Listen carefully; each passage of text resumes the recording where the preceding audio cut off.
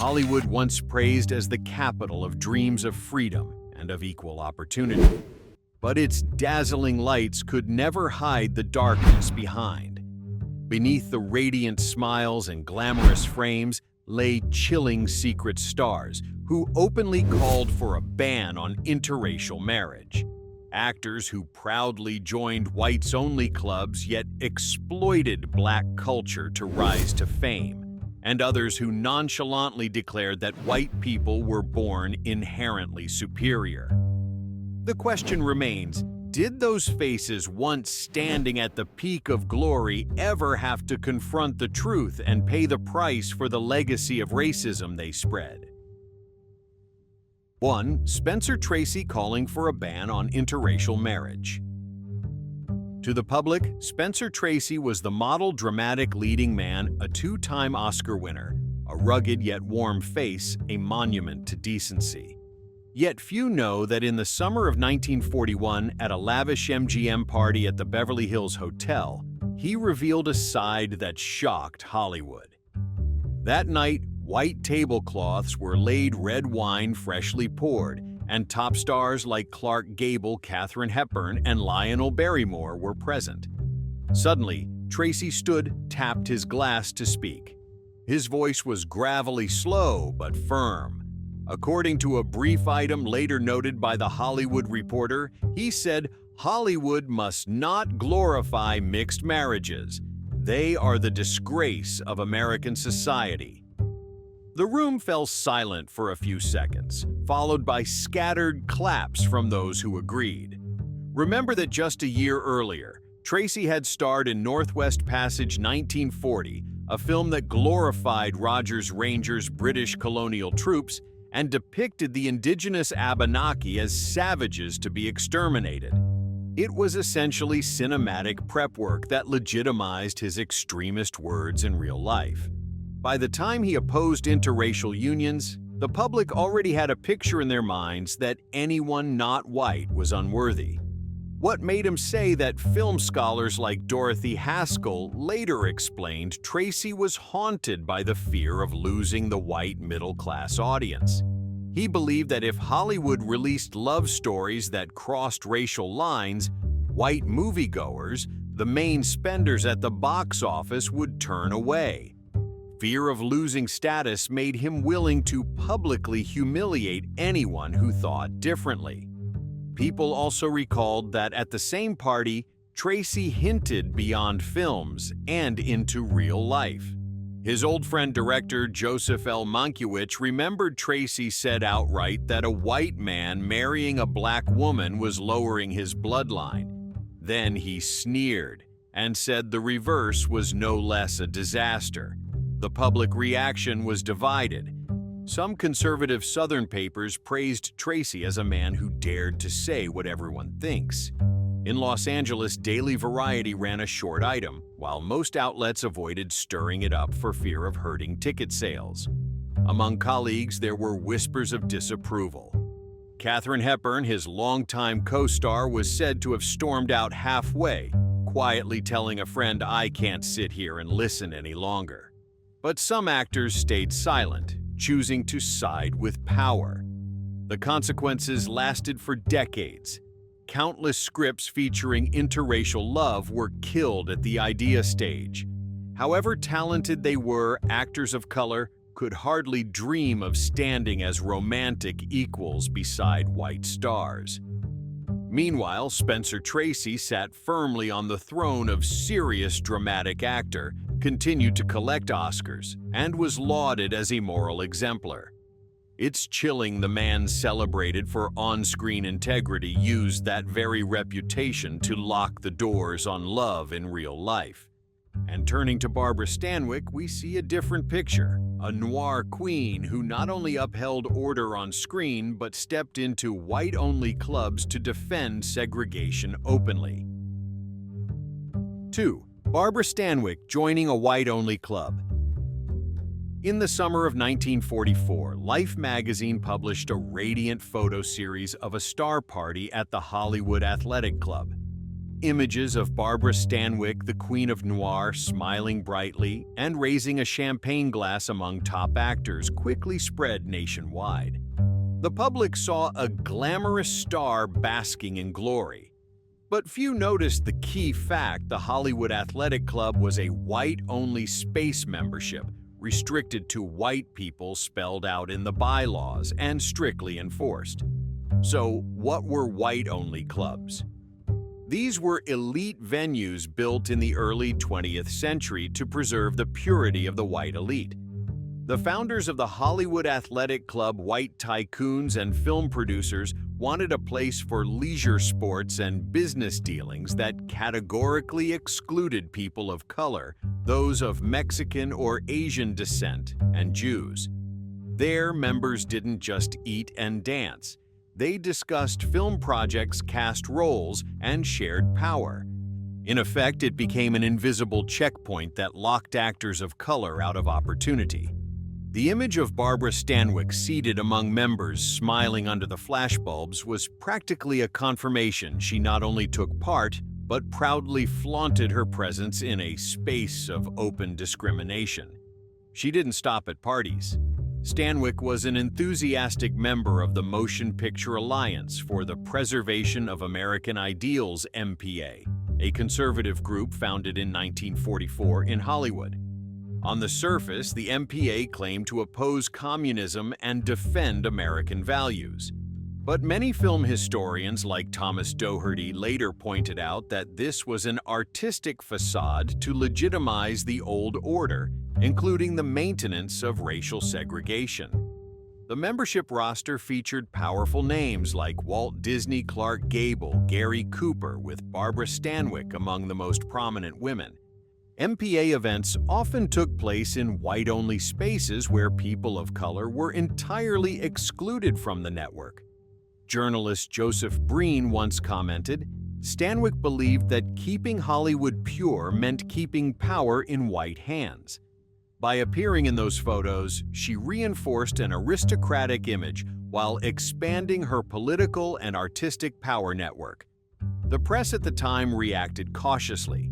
Conservative papers like the Los Angeles Times ran photos of Stanwyck's parties with praise for the Queen of Hollywood. But in communities of color, the California Eagle published a bitter editorial. "They raise glasses and laugh in those photos while we are locked out simply because of our skin color. Perhaps Hollywood wants to isolate us." Stanwyck reaped all the benefits fame rolls and the respect of the elite. But the cost fell entirely on actors of color who lost the chance to be invited to connect and to be remembered. Barbara Stanwyck became living proof of classical Hollywood's paradox. On screen, she was strong and sharp. Off-screen, she chose to stand with the guardians of segregation. And this makes Burt Lancaster's story even more bitter. He went from wearing fake brown skin to play an Apache to suddenly appearing at a civil rights march to read a declaration. 3. Burt Lancaster brownface, and then reading a civil rights declaration. Few would have imagined that Burt Lancaster, the muscular star once hailed as Hollywood's new hero, carried such a dark past. Before becoming a symbol of justice at the Washington podium, he had dined, toasted, and donated money to those whom history calls villains. In November 1948, the Biltmore Hotel in Los Angeles glittered as it hosted a fundraiser for a far-right political group. To the public then, the sleek tuxedos and glamorous stars made it seem like a fancy social event. But Los Angeles Times archives later revealed that the group behind the party had ties to the Ku Klux Klan (KKK), notorious for white hoods, burning crosses, and brutal attacks on black communities. For decades, the KKK sowed terror by beatings, arson, and even lynching black people simply for demanding equal rights. And in candid photos taken by a freelance reporter, Burt Lancaster wasn't keeping his distance. He casually raised a glass, chatting among far-right figures, then signed a donation form. For the white middle-class audience of that era, the image caused little stir. But for black communities, it was a shock. An A-list star they had hoped would stand for justice sat at the same table as their oppressors. More ironically, only 6 years later, Lancaster donned dark makeup to play an Apache in Apache 1954. The production called it artistic creativity, but it was plain, unvarnished brownface. His skin was darkened, eyeliner thickened, a wig added, turning him into a fake version of a native person. Meanwhile, real native actors were shunted aside, relegated to silent background roles. Lancaster soaked up the spotlight, while indigenous communities were pushed out of Hollywood's frame yet again. Then, in August 1963, the nation watched in amazement as Burt Lancaster stood at the Lincoln Memorial holding a proclamation and reading words in support of the civil rights movement at the March on Washington. The next day, the Washington Post hailed it as a historic turning point, casting Lancaster as a progressive symbol. His towering figure and resonant voice imprinted themselves on millions of minds. But to many modern critics, the truth is far from beautiful. How can we forget that less than 2 decades earlier, he had raised a glass at a party tied to the KKK, an organization notorious for hunting and executing black people? How can we overlook the brown face where he claimed a leading role that should have gone to a native actor? Lancaster became a living example of Hollywood's double face in public. He could stand before tens of thousands and proclaim humanist ideals, while his past showed he had benefited from the very system of discrimination he pretended to oppose. To black and indigenous communities, Lancaster's words in Washington were glossy hypocrisy, a beautiful cosmetic layer covering a stain that could never be erased. And looking back to the 1930s, Hollywood had another name who didn't bother to hide how film became a tool to glorify empire while trampling black colleagues right on set. That was Cary Grant. 4. Cary Grant, the perfect gentleman who used film to glorify empire and crush black colleagues.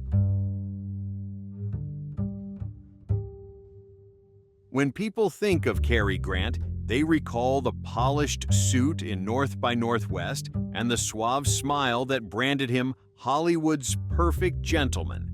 But behind the glamour was a story few dared to tell. Grant helped turn cinema into a tool to glorify imperialism and repeatedly used race to bury the careers of those around him. In 1939, Cary Grant starred in Gunga Din, one of RKO's big productions shot in the Arizona desert but set in colonial India. On paper, it was an adventure comedy. In reality, it was virtually propaganda for the British Empire. Grant's character and his comrades appeared as noble soldiers, while Indians were depicted as savage, mindless devotees of a brutal cult. On March 4, 1939, the Bombay Chronicle bluntly wrote, "This is Hollywood's way of calling Indians the garbage of the world." In Calcutta, hundreds of students protested outside the Metro Cinema, handing out flyers and chanting, "Don't let them insult us any longer." Yet in Los Angeles, the Times called Grant the heroic face of a new era. Right after the film, the Hollywood Foreign Press Association named him 1939's most popular actor, as if nothing wrong had happened. Off-screen, it was even harsher. Cary Grant was repeatedly accused of publicly framing black crew members for theft. The most infamous incident occurred in 1942 during Suspicion. He claimed his expensive watch had been stolen by a black backstage worker. The rumor spread quickly. The man was detained by police. The item was later found in Grant's own dressing room, but the victim was fired and never worked at a major studio again. He laughed like nothing happened while I lost everything, the man bitterly told Ebony magazine in 1967. Worse, it wasn't an isolated event. Reporter Lester O'Neill recorded at least 3 other black crew members whom Grant accused of stealing personal items like a silver lighter or a leather wallet. Some lost their jobs, others were dragged into court, and one Jamaican worker even served 6 months in jail on a baseless accusation. When it all blew over, Grant stood firm on the pedestal of fame while the victims vanished from Hollywood. Why did he do it? Many scholars argue that Grant treated humiliating non-white workers as backstage entertainment. It reinforced his power and gave him a sense of safety, knowing that the Hollywood system would always believe a white man. The American public didn't budge, either long accustomed to white stars at the top, while people of color served as mere backdrop. The result crushed a whole community. South Asian actors were locked into barbaric side roles, while black workers were buried by a star's word. Meanwhile, Cary Grant received the American Film Institute's honors and was enshrined as Hollywood's eternal gentleman. And the tragedy becomes starker when we turn to a leading lady who directly abetted a humiliating makeup practice, elevating it into a supposed standard of high art. 5. Ingrid Bergman, the pure goddess who used brownface to erase real people of color. Mention Ingrid Bergman, and people think of her delicate face in Casablanca, 1942, a woman who made the world believe love could cross borders and hatred. Yet, behind that romantic glow lies a harsh truth about her stance on race. First, understand brownface, a notorious practice of classic Hollywood white actors darkened their skin, lined their eyes heavily, and shaded their lips to impersonate people of color. It turned diversity into cheap mockery, sending a message that only white faces deserve the spotlight while other cultures existed as shabby replicas. In 1945, Warner Brothers began filming Saratoga Trunk in Burbank, California. Ingrid Bergman played Cleo Delane, while the role of Angelique, a Haitian maid, went to Flora Robson, a white actress. To turn Robson into a person of color, the makeup team used dark foundation, bright red lips, and a caricatured Haitian accent. Papers like the Hollywood Citizen News praised it as artistic creativity, but to Caribbean communities, it was a slap in the face. Real black actors weren't given a chance. They were replaced by a wrinkled fake. It didn't stop there. In the diary of Harold P. Kent, a lighting specialist whose notes are housed at the Margaret Herrick Library, there's a shocking entry. Kent wrote that Bergman grew angry upon discovering a black makeup artist on the crew. In a closed meeting in Burbank, she allegedly said, "I can't be comfortable with him touching my face. Replace him or I walk." 2 days later, the man was fired without explanation and replaced by a white colleague. His career in the industry was effectively over. The irony is that just 3 years earlier, Bergman had stood beside Dooley Wilson in Casablanca. Wilson's Sam was considered a rare step forward for black actors, nuanced and influential. But few knew Wilson earned less than white extras. Bergman knew of this injustice, but stayed silent. When the chance came, she accepted a project like Saratoga Trunk, where brownface was normalized as an artistic rule. Audiences of the time called her the goddess of freedom on screen. But the truth is, Ingrid Bergman chose to protect her image by siding with a closed Hollywood where white people ruled and people of color were pushed out. While Bergman chose silence and complicity to preserve her aura, another male star revealed an almost unbelievable contrast, preaching freedom in public while trampling the rights of those fighting for equality behind the scenes. 6. Humphrey Bogart, a heroic icon with a double life. Without freedom, art has no meaning. That was Humphrey Bogart's line on CBS Radio in 1947 when he and Lauren Bacall joined the Committee for the First Amendment to protest HUAC's investigations in Washington. At the time, the New York Times hailed him as a true hero, off-screen, a star brave enough to stand up for what's right. But behind those noble words, Bogart revealed a completely different side, one the public rarely knew.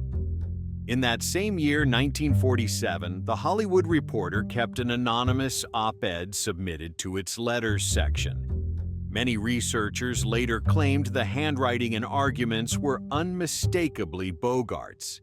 In it, the author mocked the civil rights movement spreading across the South, writing that those people in cheap clothes do nothing but cause trouble and embarrass the whole nation. Though unsigned, many believed he was aiming straight at Martin Luther King Jr., as the young pastor had just led the successful Montgomery bus boycott. This wasn't a momentary outburst. A year later, while filming Key Largo 1948 in Florida, Bogart was captured in a scene that a lighting technician would never forget.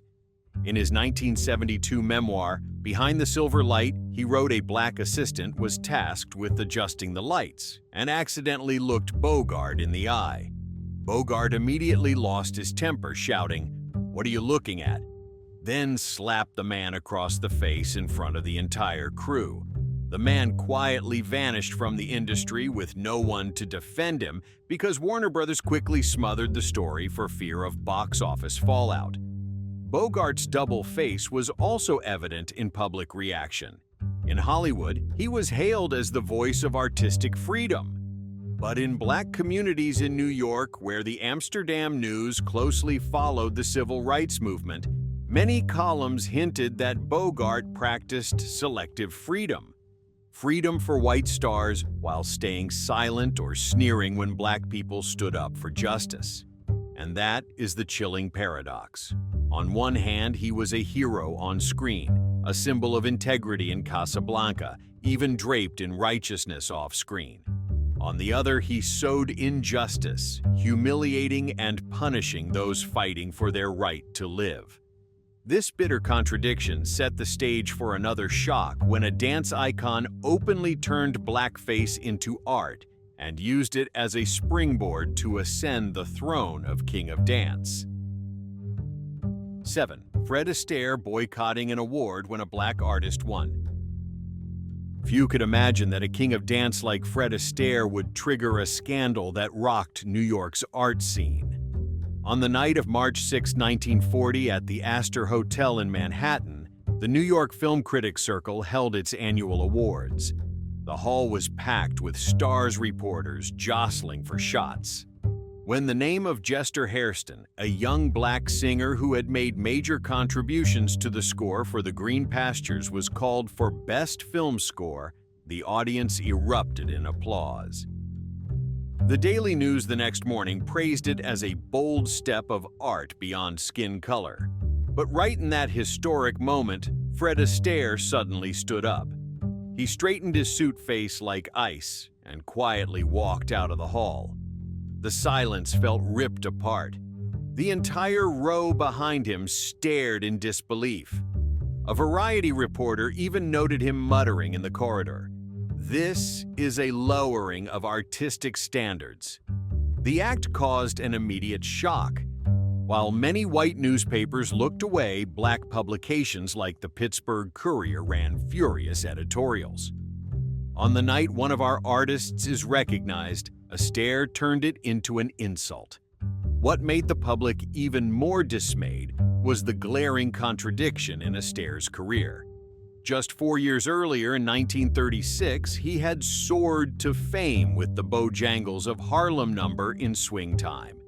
In it, Astaire appeared in blackened makeup, white-rimmed lips, wearing white gloves, and a silk top hat mimicking the steps of legend Bill Bojangles Robinson, one of the greatest black tap dancers in history.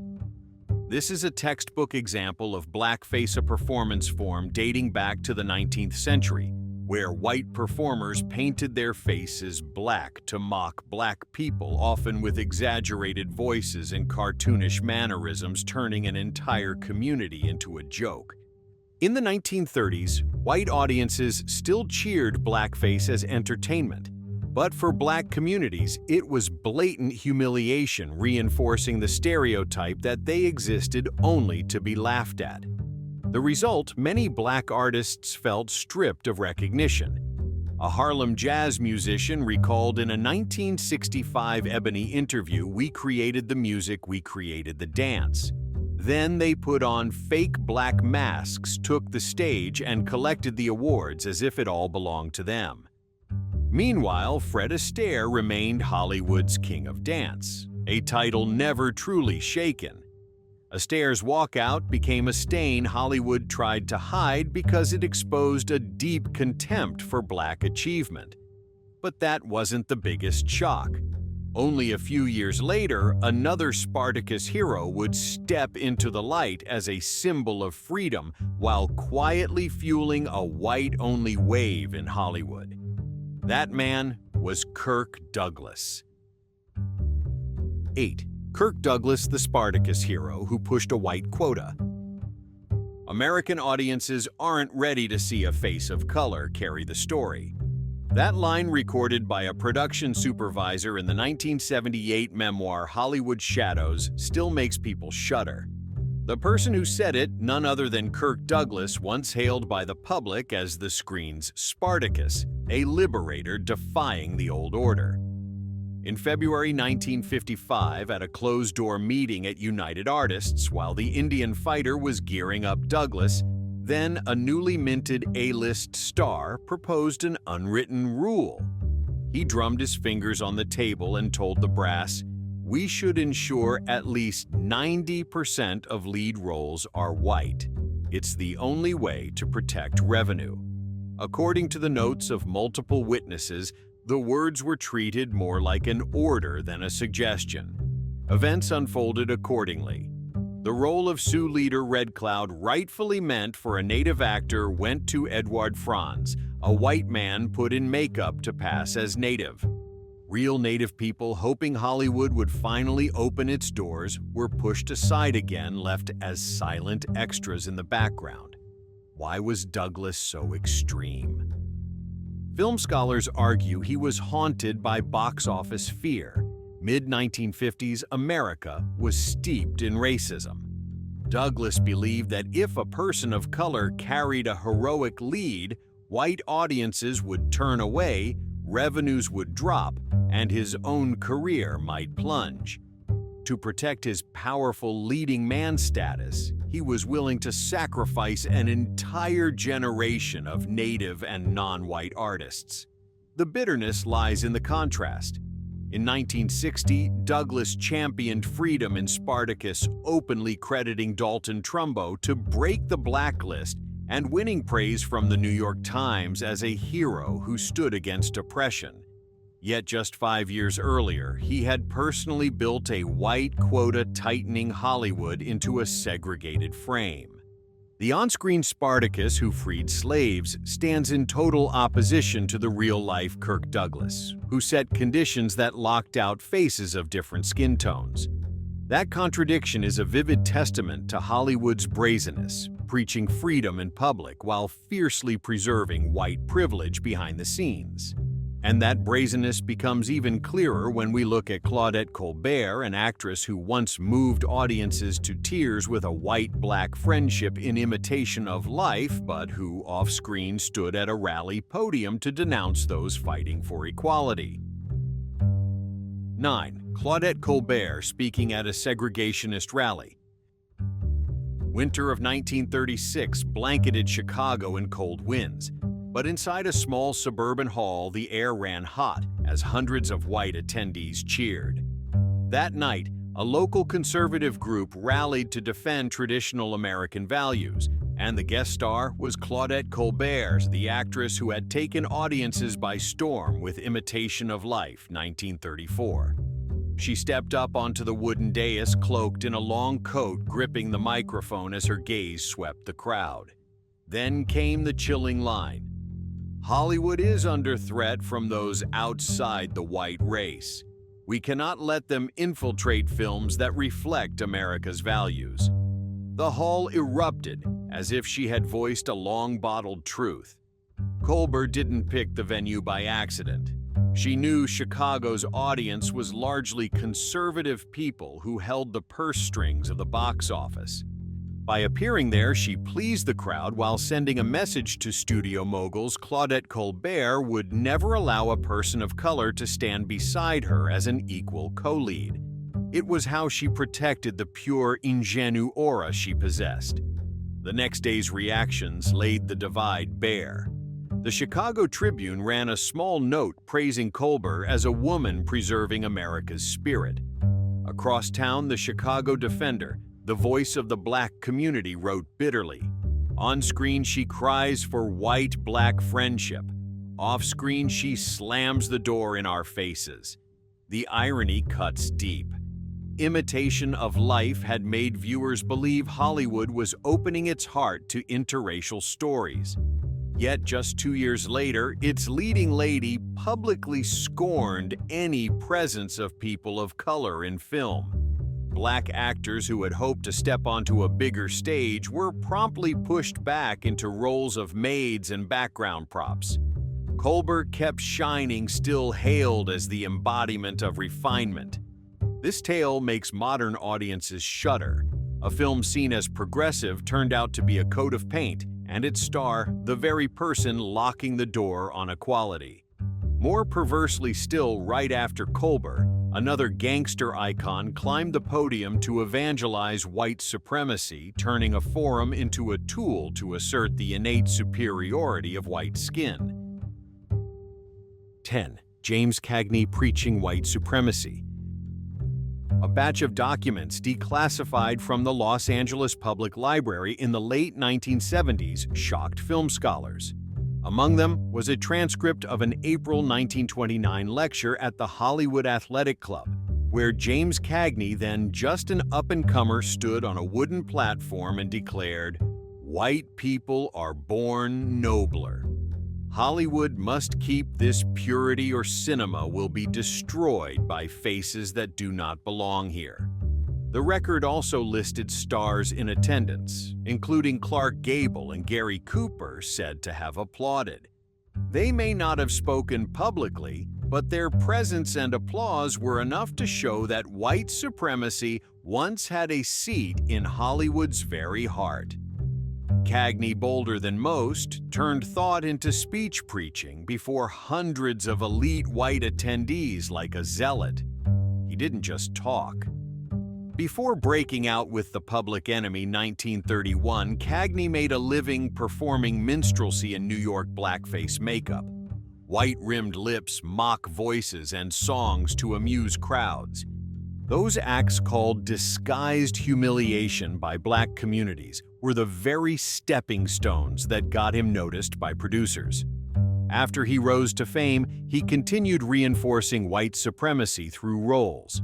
In film after film, Cagney often played white cops, statesmen, or righteous gangsters, while characters of color were pushed into criminal servants or fodder for violence.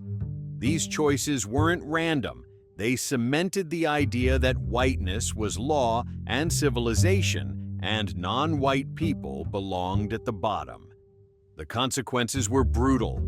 Black actors of the era, hoping to advance as jazz and blues spread, were buried beneath demeaning stereotypes.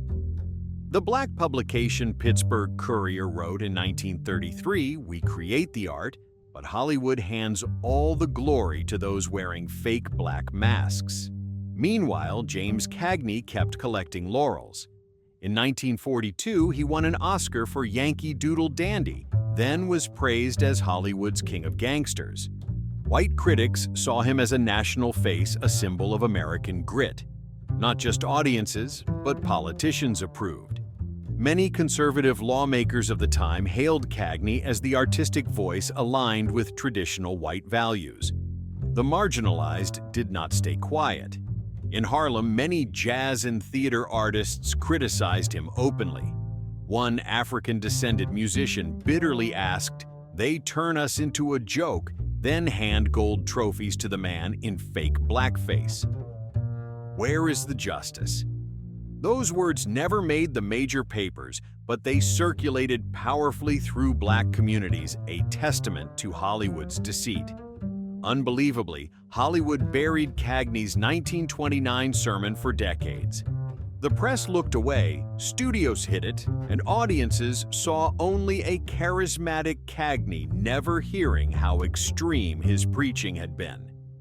Only when those files resurfaced did people see clearly classic Hollywood's golden glow was built on foundations of dispossession, oppression, and exclusion.